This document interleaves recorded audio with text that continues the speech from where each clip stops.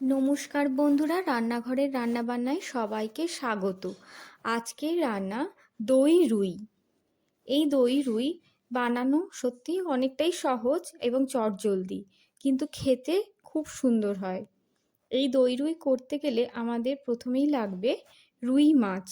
রুই মাছগুলো আমি ভালো করে কেটে ধুয়ে নিয়েছি, আর জলটা একদম শুকিয়ে নিতে হবে।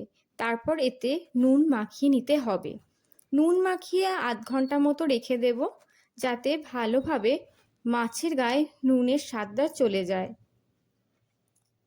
এরপর কড়াতে আমি কিছুটা সাদা তেল নেব। সাদা তেল গরম হলে এতে একে একে মাছগুলো এপিট ওপিট করে ভালোভাবে ভেজে নেব। মাছগুলো খুব একটা কড়া করে ভাজা হবে না, একটু সাদার উপরেই ভাজা হবে, যেহেতু পুরো রান্নাটাই সাদা রঙের হয়। কিন্তু যাতে হালকা একটা গোল্ডেন কালার হয় সেইটুকুটা দেখে নিতে হবে।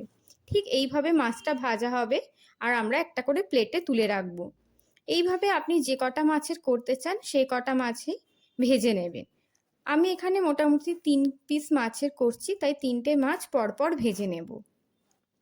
পুরো রান্নাটাই হবে এখানে রিফাইন হোয়াইট অয়েলে। সর্ষে তেল এখানে ব্যবহার করব না। এইভাবে মাছগুলো আমি সব কটা ভেজে নিচ্ছি। এই মাছগুলো ভাজার পর তেলটা আমার একটুখানি বেশি লাগছে বলে আমি সামান্য কমিয়ে নেব, কারণ এটাতে খুব বেশি তেলও লাগে না, যতটুকু প্রয়োজন ততটুকু। এই 2 চামচ মতো তেল রেখে বাকি তেলটা সরিয়ে নেব। গরম তেলে ফোড়ন হিসাবে গোটা সাদা জিরে, 2-4টে গোটা গোলমরিচ আর গোটা গরম মশলা দেব।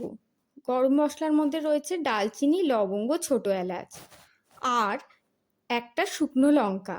এই ফোড়নগুলো একটু নাড়াচাড়া করে নেব।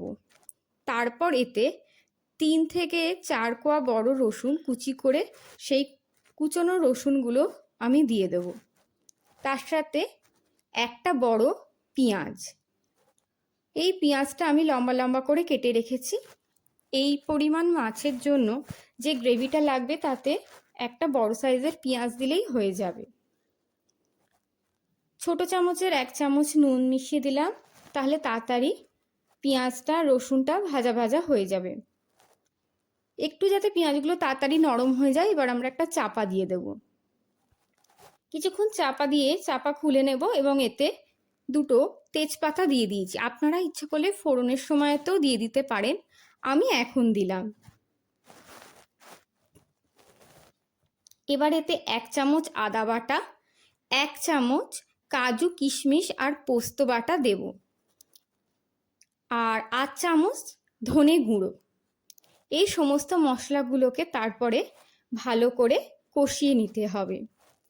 এই পেস্টটা তৈরি করার জন্য আমি আধ ঘন্টা মতো অল্প জলে 5টা কাজু বাদাম, 4টে কিশমিশ আর 1 চামচ মতো পোস্ত জলে ভিজিয়ে রেখেছিলাম, তারপর শিলে বেটে নিয়েছি।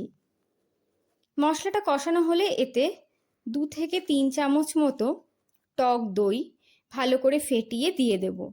টক দইটা ফেটানোর সময় এতে সামান্য চিনি আর সামান্য নুন দিয়েছি। দইটা ভালো করে মশলার সাথে কষানো হয়ে গেলে এতে বাটি ধোয়া যে জলগুলো রয়েছে অল্প অল্প মশলার আর দইয়ের, সেটা দিয়ে দেব।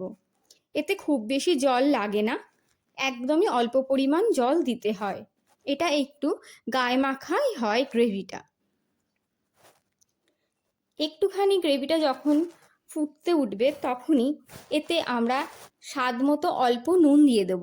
আগে যেহেতু নুন মেশানো আছে পেঁয়াজে আর মাছে, তাই এখন নুনটা আমরা স্বাদ মতো বুঝে দেব।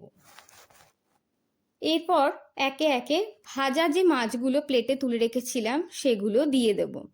দিয়ে এপিট ওপিট করে মাছের গায়ে যাতে ভালোভাবে গ্রেভিগুলো লেগে যায় সেইভাবে একটু নাড়াচাড়া করে দেব। দেখুন বন্ধুরা, এইভাবে আমি মাছগুলো সমস্ত গ্রেভির মধ্যে দিয়ে দিয়েছি। একটুখানি কিছুক্ষণ ফোটার জন্য আমি চাপা দেব। 5 থেকে 7 মিনিট ফোটা হয়ে গেলেই আমরা ঢাকা তুলে দেখে নেব।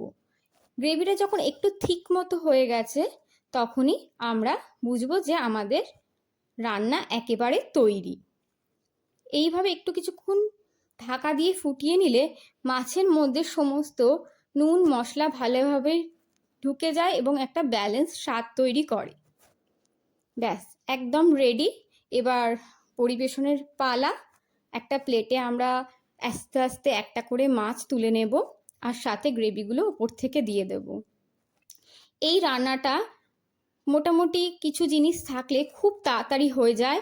রোজকার একঘেয়ে রুই মাছের ঝোল ঝালের থেকে এটা একেবারেই অন্যরকম হয় এবং এটার আপনারা গরম ভাত ছাড়াও ফ্রাইড রাইস, পোলাও দিয়েও খেতে পারবেন। এটা খুবই সুন্দর লাগবে। দেখুন আপনারাও বাড়িতে এটা ট্রাই করে এই নতুন স্বাদের রান্নাটা, এটা রুই মাছ ছাড়া কাতলা মাছ দিয়েও তৈরি হয়। রান্নাটা ভালো লাগলে অবশ্যই কমেন্টস করে জানাবেন আর সাথে থাকবেন বন্ধুরা, লাইক করবেন, শেয়ার করবেন। আজ তবে আসি।